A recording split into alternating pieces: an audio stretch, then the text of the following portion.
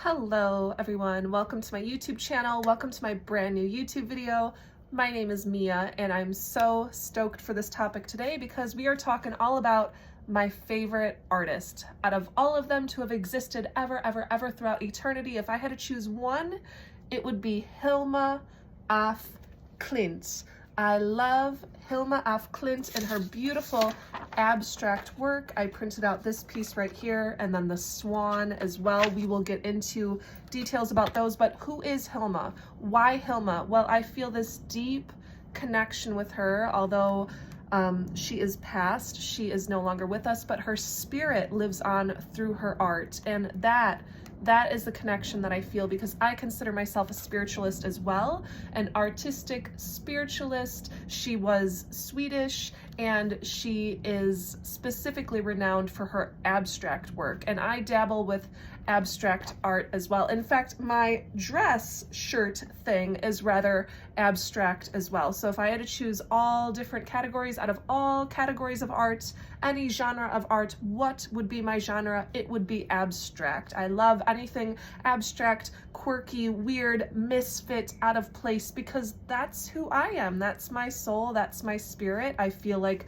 I've never fit into a stereotypical box. So when I look at a piece like this from Hilma Af Klint, whether it goes like this or like this or like this, it's still beautiful art no matter what angle you perceive it from. So that specific work of art, let's get into that. And I want to get into this book that I got off Amazon. I have some great things to share from the book, but this beautiful piece of art right here is, now it has a weird title. It is technically called Group 4, the 10 Largest Number 3 Youth. And this was created in 1907. I'm gonna read that title again, super weird. Group 4, the 10 Largest Number 3 Youth. I don't get any of that except for the 10 largest, maybe the 10 largest symbols, because she has 1, 2, 3, 4, 5, 6, 7, 8, 9, 10, kind of like roughly about 10 large symbols on this work. I don't know, I can't figure it out. Or maybe I misread the title of that. Anyone out there, if you're watching this YouTube video and you're like, you know what, I have the correct title of this piece of art, you are wrong, Mia. Please prove me wrong. Sorry, but not sorry. That's what I read online, that was the title. Okay, let's get into the swan. Once again, it is beautiful art, whether you view it from this way or this way or this way, no matter the angle, it is a beautiful piece of art. So the swan, according to Art Gallery of NSW, which you can Google online, the swan symbolizes the grandeur of the spirit. Grandeur of the spirit. The swan represents the union of opposites necessary for creation. Represents the union of opposites necessary for creation.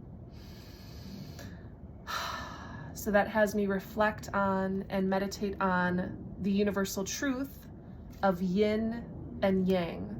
There is not just one universal element, not just the feminine, not just the masculine, we have the both.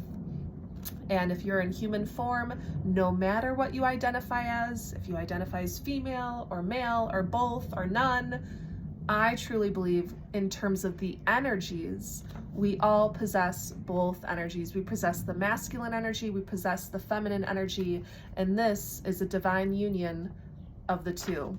So, love her work. Again, favorite artiste, but let's get into why. When I heard of Hilma Af Klint, actually through a palm reading, I got a beautiful palm reading by this lovely mystic artiste. His name is Jacob. Jacob, you know who you are. Thank you for the palm reading. And when he read my palm and when he picked up on my energy, he was the one who told me, he's like, you know what? You should look into this Swedish artist. Her name is Hilma Af Klint. I think you'll appreciate her work. And Jacob, you were right. Again, that's why I'm here today. I'm going to read this part and then I want to show you some activities that come in the book that are super fun and creative. They'd be great for little kids. Okay, Hilma Af Klint was born in 1862 into an aristocratic family. She was a visionary abstract artiste and spiritualist and is now known as the first person in the world to paint an abstract artwork. So that right there. Who knew that Hilma Af Klint was the first? Well, the first recorded in history. Of course, there's maybe probably thousands or dozens of artistes out there just, you know, staying humble in their little humble abode, painting little abstract works, and they were never known. They were never recorded in history, but she's the first recorded in history to paint an abstract artwork.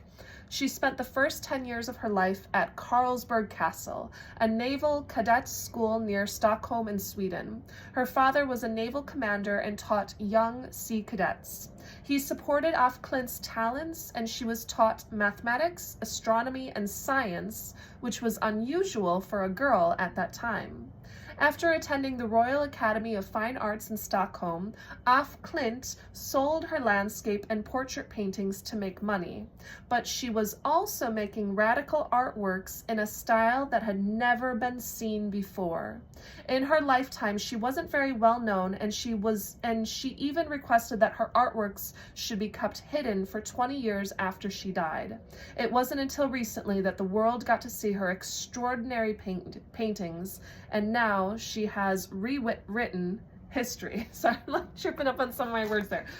Wow. Okay, and they label her as visionary, courageous, and spiritual. And I cannot believe that she wanted her art hidden for at least 20 years after she died. Does that have something to do with her spirit? Again, I am most definitely a spiritualist. Did she know? Did she sense? Did she envision where her spirit would be beyond the body, and how that might affect her in the spirit world, whether or not her artworks were revealed during her life or after her death? Does she know something that we don't?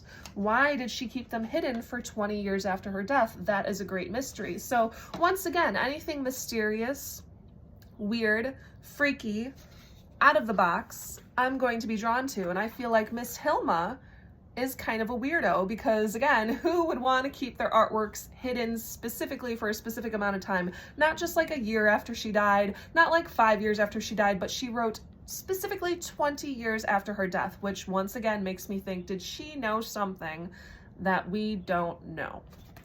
Okay. So last but not least, I want to reveal, by the way, you can get this book on Amazon. Just type in on Amazon Hilma Af Klint, and you should be able to pick up this book just like I did. So for instance, there's an activity like color in the seashells.